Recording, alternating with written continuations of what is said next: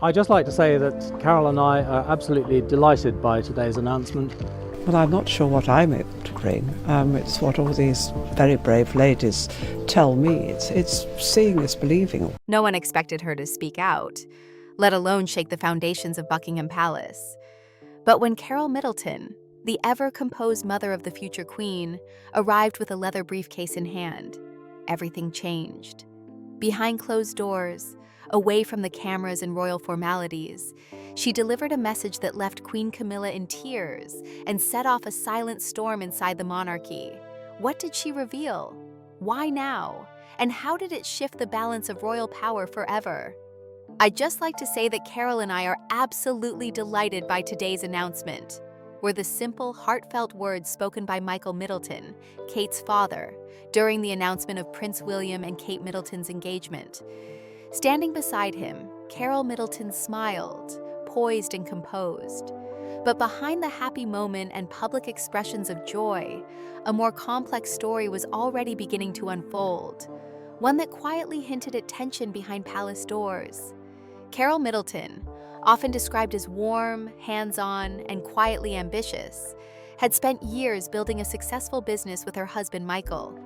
Their company, Party Pieces, started at their kitchen table and grew into a thriving brand. They had given their children, including Kate, a comfortable upbringing and a solid education. But unlike the aristocratic families often associated with the royal circle, the Middletons came from a middle-class background. Carole's father was a builder, and she herself had worked as a flight attendant and in retail before becoming a businesswoman. When Kate and William's relationship became serious, attention turned not just to Kate, but to her family as well. At first glance, the relationship between the Middletons and the royal family seemed cordial. There were joint appearances, polite smiles, and family photos that portrayed unity. But as is often the case in the royal world, not everything is as it seems. As wedding preparations began in the lead-up to the 2011 royal ceremony, Carole found herself in a new and unfamiliar space. It was a world where hierarchy, tradition, and centuries-old customs shaped every decision. Suggestions she made, such as input on the guest list or floral arrangements, were reportedly either ignored or quietly dismissed. Although these decisions were couched in tradition or protocol, the pattern became hard to ignore. According to people close to the situation, Carole felt increasingly sidelined. Even at events where she was present, she often felt more like a background character than the mother of the bride. There were moments she described to friends, not publicly but in private circles, where her presence seemed to be overlooked entirely. At receptions and formal functions, she reportedly experienced moments of being cut out of conversations or subtly excluded from key interactions. Over time, these moments began to weigh on her. This wasn't just a social adjustment, it was emotional. As a mother who had always been close to her daughter, Carole now found herself navigating an unfamiliar and unwelcoming environment. Her access to Kate started to change as well. Whereas before she had regular visits and close involvement in her daughter's daily life, the new royal responsibilities began creating space, some of it necessary, some of it seemingly intentional. After Kate and William were married, those tensions didn't go away. In fact, for Carole, they seemed to deepen. The demands of royal life meant that Kate's time and availability were increasingly structured by duty.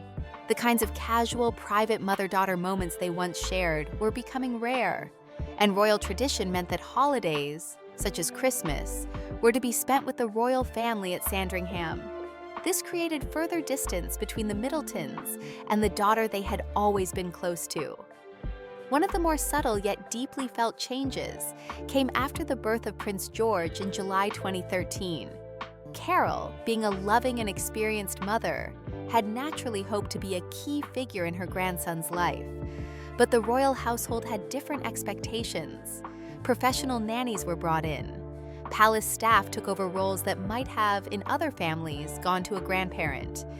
Carole's involvement was reportedly limited, and she found herself navigating yet another invisible boundary. Though she was welcome, she was not central.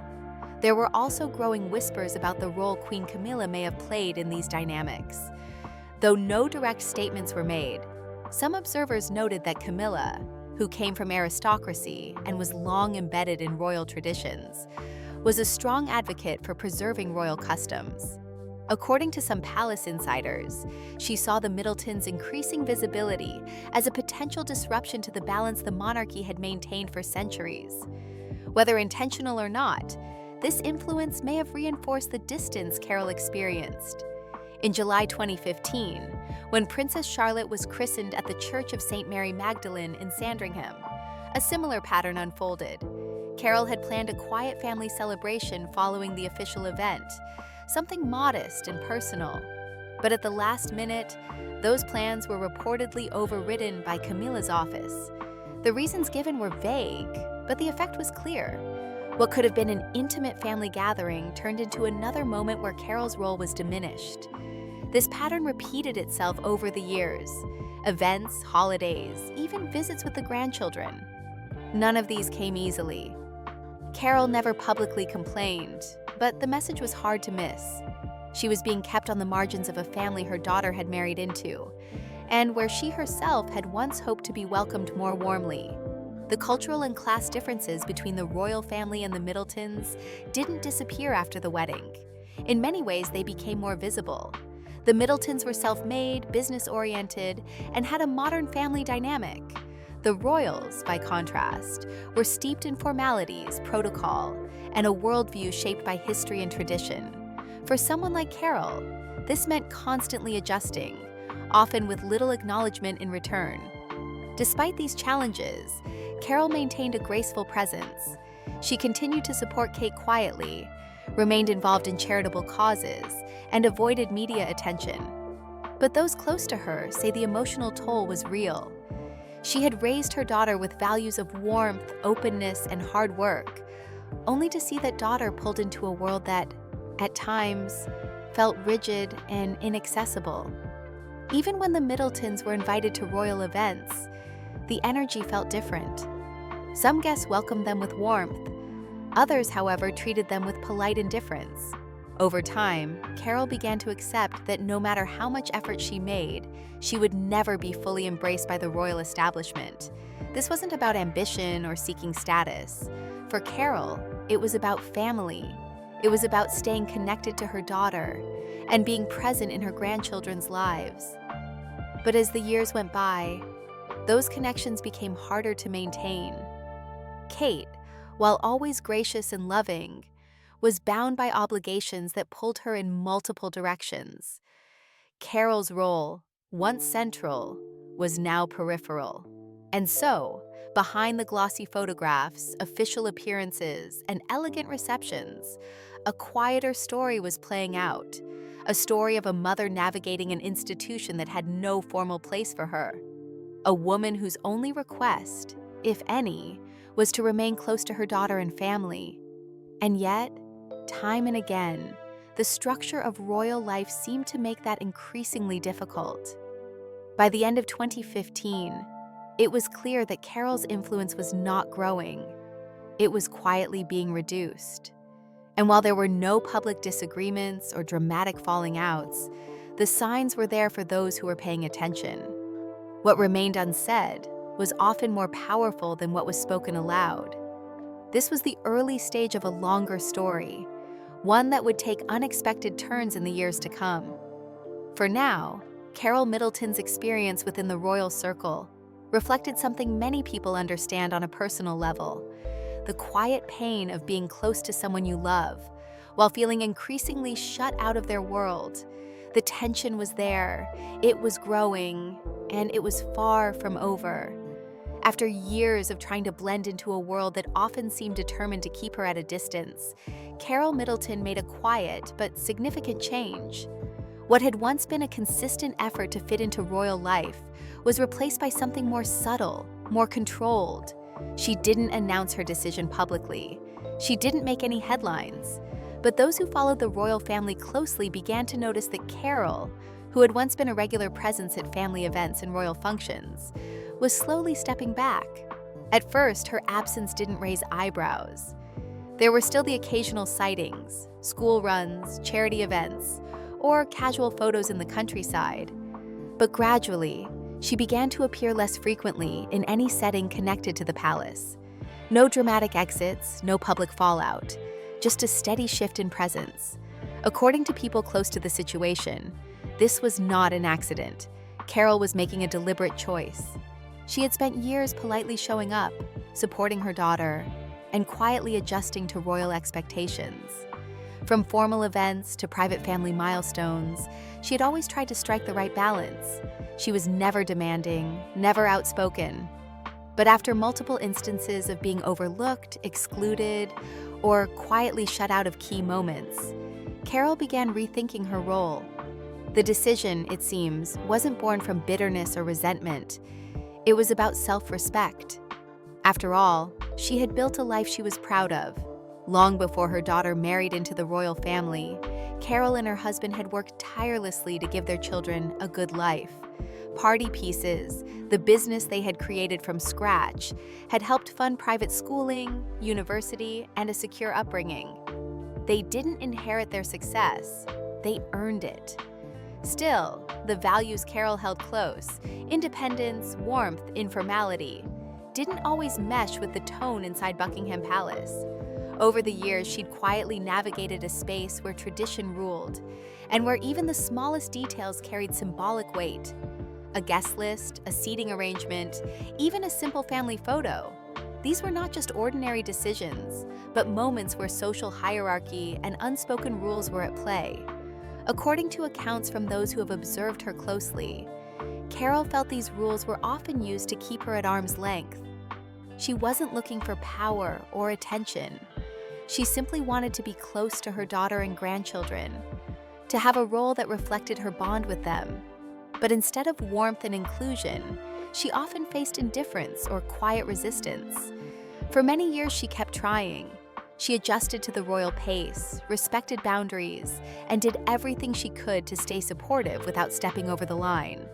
But after repeated snubs, both subtle and not so subtle, it became harder to ignore the pattern. Over time, she began limiting her efforts. She stopped suggesting ideas for royal occasions. She pulled back from trying to organize family gatherings. Instead, she focused on her own space, her business, her community work, and the parts of her family life that remained unaffected by royal protocol. This change didn't go unnoticed. Those within royal circles began to comment quietly on Carole's absence. She had once been a constant support system for Kate, especially in the early years of marriage and motherhood. But now, she wasn't present at many of the events where she would have once naturally played a role. Some reports suggest that by 2016, Carole had already started keeping mental notes of the moments she'd been excluded. Not out of malice, but as a way of processing and understanding the pattern. She reportedly tracked everything from missed invitations to rescheduled visits, to how often she was allowed to spend time with her grandchildren. What once might have seemed like coincidence began to form a clearer picture. Her presence was being managed, not welcomed. What added to this growing awareness was the changing dynamic with Queen Camilla. Over time, Camilla, who had once faced her own struggles for acceptance within the royal family, became more firmly embedded in palace life. Her influence reportedly grew, and her voice carried weight in decisions about protocol and family matters. According to some insiders, Camilla viewed Carole as someone who disrupted the delicate balance of royal tradition. Not through anything she said or did, but simply by being different, by not fitting the mold. This quiet but persistent tension became especially noticeable during high-profile family events. One example often cited was Prince Charles's 70th birthday celebration in November 2018. The Middletons attended as guests, maintaining a respectful distance. But behind the scenes, according to those present, something shifted. Camilla was reported to have made a comment about the importance of family background and heritage. Though no one was named directly, the implication was clear. To those familiar with the dynamic, it was a pointed reminder that in some royal circles, old money and aristocratic lineage still held more value than modern success stories. Carole, who had always carried herself with discretion, didn't respond publicly or even privately react in a way that drew attention.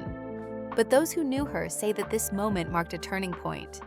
She began to emotionally detach. No arguments, no confrontations, just a growing internal distance from a world that had never truly accepted her. She started to limit her involvement even further. Invitations that once would have been followed up on were now politely declined. When decisions were being made for public events or family planning, she remained silent rather than offering ideas. In some ways, this shift was a protest, not loud or confrontational, but firm. A way of asserting control in an environment where she had previously been powerless. Despite the distance, Carole continued to support her daughter and grandchildren in the ways that were still possible. She remained involved in their lives, but increasingly on her own terms and in more private settings. Her focus turned toward her community, her remaining business activities, and the simple joys of everyday life. She never sought sympathy or attention. Her actions were quiet, measured, and deliberate. Meanwhile, within palace circles, a different kind of attention was growing. Insiders began to realize that Carole was paying close attention, not just to her own treatment, but to the way decisions were being made behind the scenes. She wasn't just watching out for herself.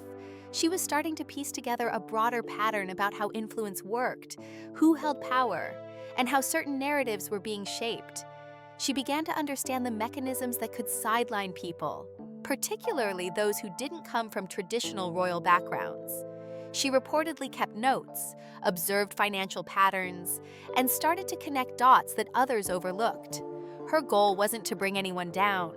It was to ensure that her family's role, especially Kate's and the future of her grandchildren, was not quietly erased or reduced over time.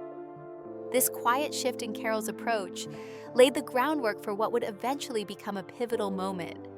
She was no longer trying to fit in or win approval. Instead, she focused on protecting her place and her family's future from behind the scenes. Her role might have changed, but her presence had not disappeared. It had simply evolved. Carole Middleton's decision to withdraw from the royal spotlight wasn't dramatic or loud, but it was deeply meaningful. It marked the end of years spent trying to belong in a space that never fully opened its doors to her. And in stepping back, she found a different kind of strength, a quiet authority that didn't need a title or public recognition to matter. That quiet strength would soon become something much more powerful, especially when it led her back through the palace gates, not as a guest, but as someone holding a leather briefcase, and everything that came with it. What began as a quiet step back from the royal spotlight eventually built toward something more significant, something unexpected. Carole Middleton, known for her discretion and restraint, had slowly withdrawn from royal events and functions over the years. But on February 6, 2025, she returned to Buckingham Palace, not for a family celebration or public event, but for a private, prearranged meeting that would soon ripple through royal circles in a way few could have predicted. There were no public cameras or photographers capturing her arrival. She didn't bring an entourage or issue a statement. Dressed simply, she entered the palace with a single item that drew attention among insiders: a leather briefcase. What followed, according to individuals close to the situation, was not a family discussion, but what some described as a reckoning. Those familiar with the meeting said it had been in the works for some time. Carole had not made the decision lightly. Years of quiet observations, careful note-taking, and subtle but consistent exclusion had given her a fuller picture of the power dynamics at play. What she brought with her wasn't just opinion, it was information.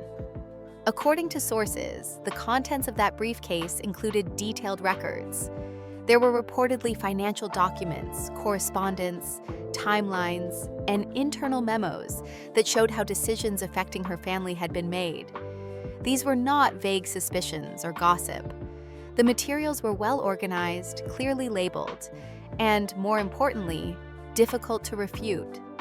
The documentation reportedly pointed to several things, some of which were expected, such as royal protocols that limited her involvement in family matters. But there were also more sensitive items: bank transfers through offshore companies, inconsistent allocations in charitable funds, and evidence of a campaign, subtle but targeted, to reduce the Middletons' visibility in royal life. While the palace has never confirmed or denied the existence of these materials, the impact of the meeting became clear within hours. It's important to understand that Carole wasn't acting out of vengeance. Those close to her described her motivations as protective, not confrontational.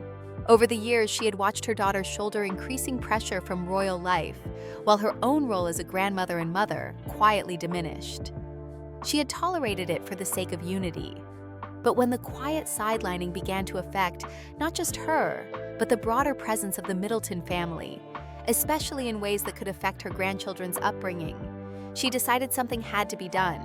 What may have surprised those in the room the most wasn't just the content of the briefcase, but Carole's approach. She didn't raise her voice or demand explanations. She reportedly laid out the facts, stated her observations, and asked one thing: for respect. She wasn't seeking recognition or publicity. She simply wanted assurance that her family would no longer be treated as outsiders. Queen Camilla was among those present during the meeting. People who were briefed afterwards said her reaction was deeply emotional. Known for her ability to stay composed in public, Camilla was visibly shaken by what she saw and heard. One staff member later confided to a colleague that they saw her in tears after the meeting concluded. While some initially thought this may have been a sign of regret or empathy, others believed it reflected the shock of being confronted with information that had been quietly building over years. Information that, until that day, may not have been expected to come from someone like Carole. In the hours following the meeting, subtle changes began to unfold within Buckingham Palace. A number of scheduled events were postponed without clear explanations. Internal meetings were rescheduled. Some staff members who had long since stepped down from their roles were reportedly contacted again for advice or clarification. A sense of quiet urgency settled over the palace. Although no public statement was issued, the change in tone didn't go unnoticed. For 10 days after Carole's visit, Queen Camilla disappeared from public view. She missed several appearances she had been scheduled to attend, citing rest and personal time. When she finally returned to public duty at the Commonwealth Day celebration, many observers noted a visible shift in her presence. Body language experts who reviewed footage of the event said Camilla appeared more guarded, less confident. She kept interactions to a minimum, spoke only when necessary, and was flanked by fewer sides than usual. In the world of royalty, where image and posture carry enormous significance, these small changes suggested a deeper disturbance behind the scenes. The palace staff also seemed different. According to people with ties to senior aides, the mood became cautious. Conversations became more clipped. Staff members who were once friendly and open now appeared more formal. There were murmurs of tension and uncertainty, especially among those closest to the Queen. On the other hand, insiders close to Catherine, Princess of Wales, reported a different reaction. There was quiet sympathy for Carole. Among younger staff and those seen as more modern in their approach, Carole's actions were viewed not as disruptive, but as brave.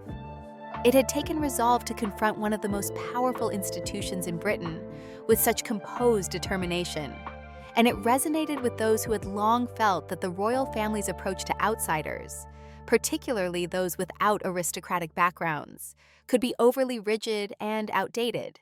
Meanwhile, Prince William, known for his composed and diplomatic nature, appeared to be in an increasingly difficult position. He had always tried to balance his royal responsibilities with loyalty to his wife's family.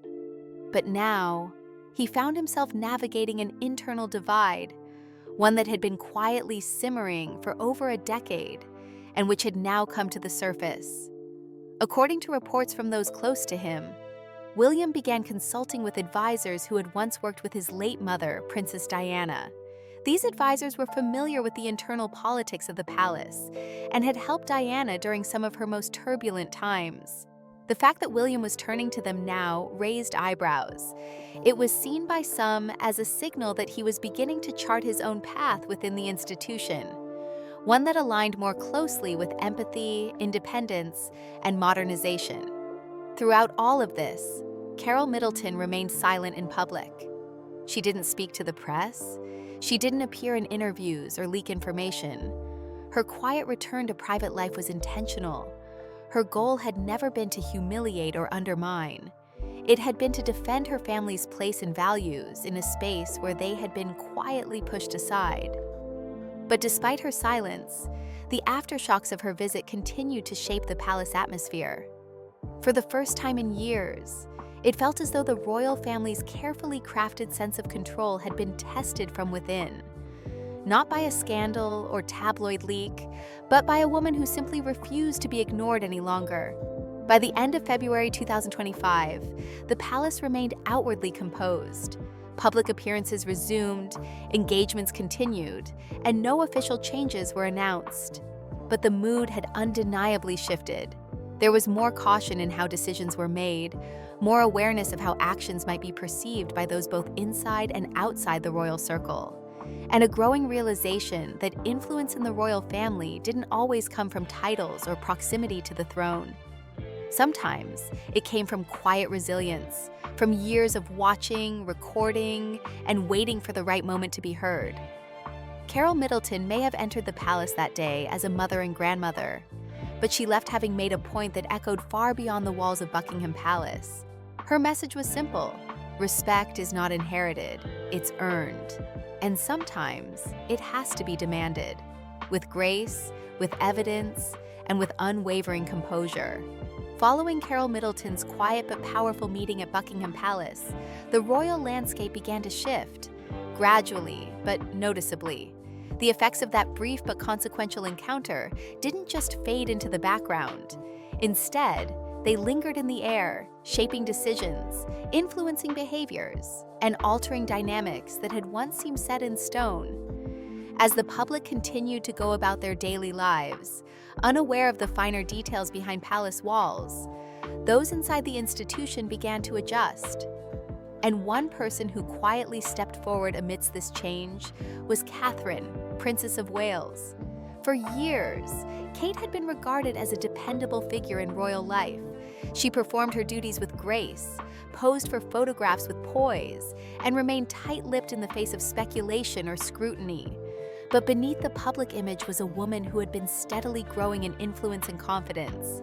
Now, with the palace in a quieter state of reassessment and Queen Camilla retreating temporarily from the spotlight, Kate began to emerge as a more central figure, one not defined solely by her marriage, but by her own sense of purpose. Carole's visit may have caused ripples within the palace, but it also appeared to open space for Kate to begin shaping her role more actively. She did not come out with bold statements or sudden changes in appearance. Instead, she continued her long-established pattern of gradual, measured progression. Her public engagements began to increase. She appeared more frequently at events focused on mental health, early childhood development, and education. Issues she had long championed, but which now seemed to gain more institutional support. In royal life, movements inside the palace often carry symbolic meaning. One particularly noticeable change occurred behind closed doors. Kate's office was relocated. Once tucked away in a more private wing of the palace, her working quarters were moved to a suite much closer to King Charles's rooms. While seemingly small, this relocation signified a new level of proximity to the decision-making core of the monarchy. It suggested that her voice was now being heard more clearly and more often. At the same time, observers noted that Prince William began leaning on Kate even more. While the couple had always been seen as united, their partnership appeared stronger and more strategic. Public appearances showed a shared sense of purpose and coordination. During engagements, William frequently turned to Kate, inviting her to contribute and often deferring to her insights.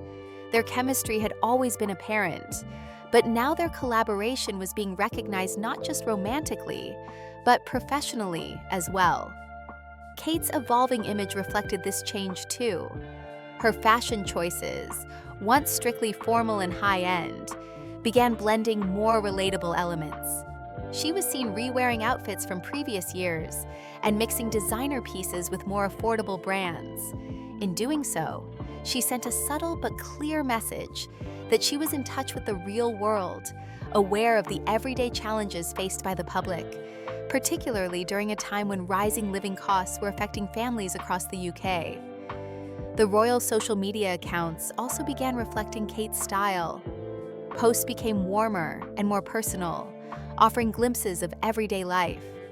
Instead of only formal portraits or traditional engagements, followers saw candid moments, laughing with children, interacting naturally at events, and even relaxed moments with her family.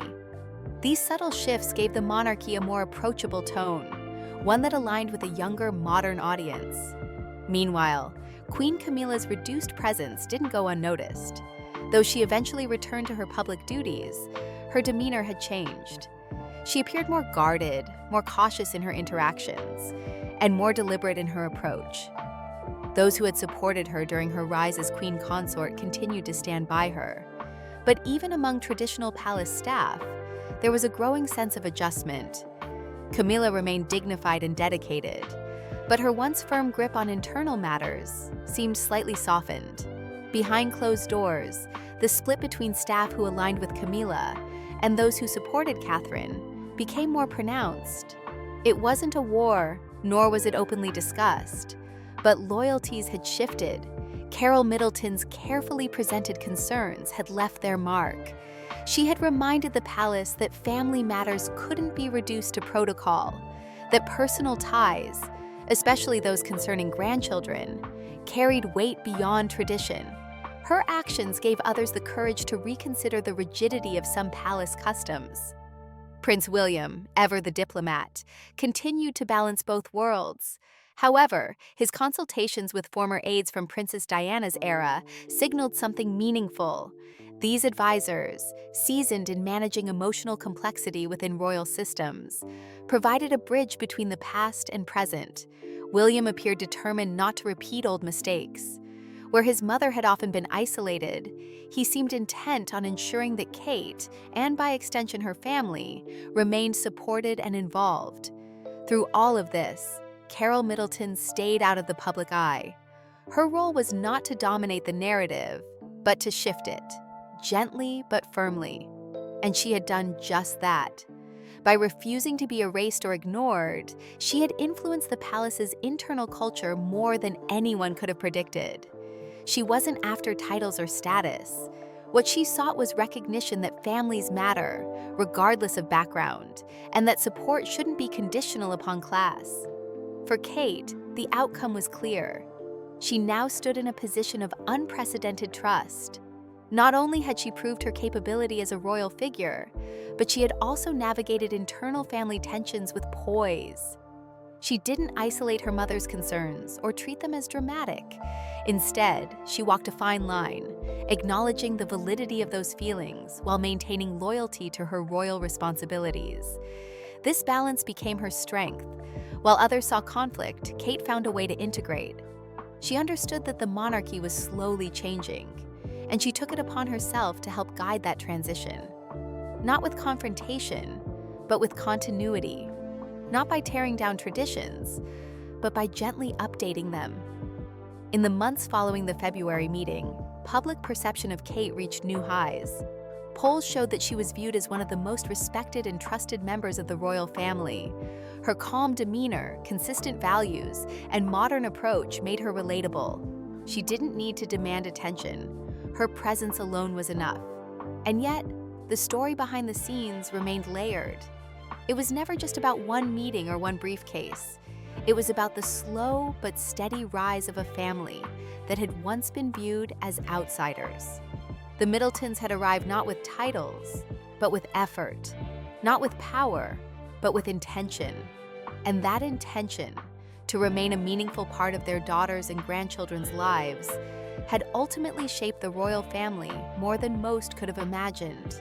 Looking ahead, many wondered just how far this influence might stretch.